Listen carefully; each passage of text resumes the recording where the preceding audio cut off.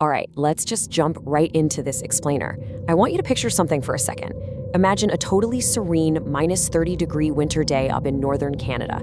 It's dead quiet. Literally nothing is moving. But then you look a little closer and there's smoke inexplicably rising directly from the completely undisturbed snow. There are no flames, no heat you can feel, just a steady wisp of smoke making its way through the freezing winter air. But here's the crazy part. That fire you're looking at, it didn't just spark up in the freezing cold. No, it went underground and it's actually been quietly burning since last summer. It completely defies all our basic instincts about how fire is supposed to behave in a frozen landscape. Firefighters actually have a pretty chilling name for this. And honestly, understanding this definition is the whole key to grasping the hidden danger we're exploring today. They call them zombie fires. Basically, these are wildfires that survive the deep freeze by smoldering entirely underground in compacted organic matter, just biding their time to burn the surface once again. And you know, this completely shatters how we usually think wildfires work, right? We're so used to thinking, okay, flames roar and then it all ends with heavy winter snow, pouring rain, and exhausted crews. But the reality is far more sinister. When a fire rips through a boreal forest, it doesn't just burn the trees above. It burns deep down into thick, spongy peat. This is centuries of dead moss that acts like this incredibly dense fuel, letting the fire smolder without much oxygen or open flames for months on end. So, thanks to some of the worst fire seasons on record, researchers have uncovered a massively growing nationwide problem. We're now looking at a brand new reality. Unprecedented winter survival rates, alarming shifts in geographic locations, and, frankly, massive global carbon implications. Let's start with fact one: unprecedented scale. After the catastrophic 2023 season, scientists saw something in Western Canada they had literally never seen before. The sheer scale of these overwintering fires just completely broke their previous models.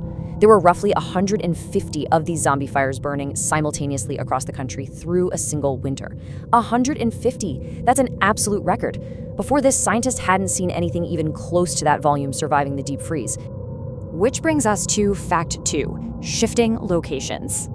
For the longest time, everyone assumed these fires could only survive in deep, wet peat bogs, because that's where the dense fuel is, right? But a field team from Wilfrid Laurier University took a helicopter out to investigate remote sites in the Northwest Territories, and they found something totally different. Instead of being confined safely to the middle of isolated peat bogs, the actual locations of these fires are creeping right into upland forests. They're sitting exactly on the edge of fresh, unburned trees, positioning themselves where they can do the absolute most damage when spring arrives. To quote the researchers, they were not where we expected, not confined to peat. And this simple realization changes everything for firefighting crews. It means a zombie fire isn't hiding somewhere convenient anymore. Crews have to urgently locate and stop these hidden threats, sitting right on the edge of fresh fuel before the snow even melts. Now let's look at the historical cost, the summer of smoke. To really grasp the destructive potential here, we gotta look back at 2014 in the Northwest Territories, a season locals still grimly call the Summer of Smoke. Just look at this data. In that single season alone, 385 fires, 3.4 million hectares of forest completely burned, and a staggering 580 megatons of carbon dioxide equivalent released into the atmosphere. Let's just pause on that carbon number for a second. 580 megatons.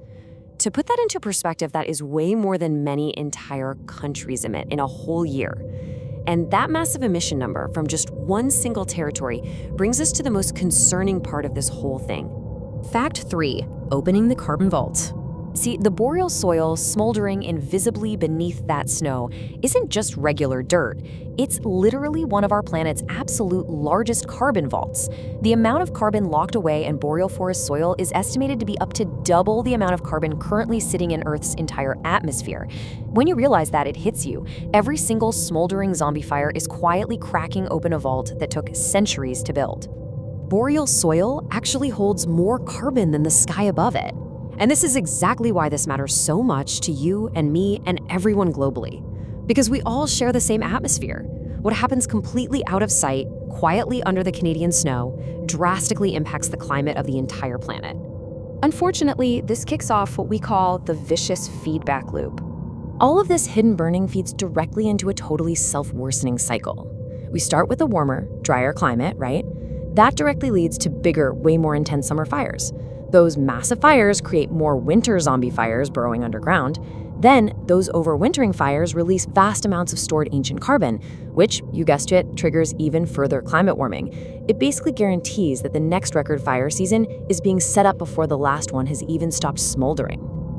And we're talking about summer blazes getting so incredibly massive, it's physically impossible for human crews to extinguish them.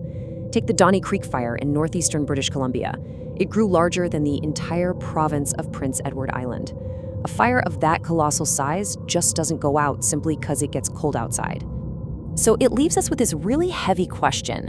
What happens when the wildfire you watched on the news last July isn't actually over, but is just sitting there waiting for spring? It reveals a pretty unsettling reality about the hidden mechanics of our changing world.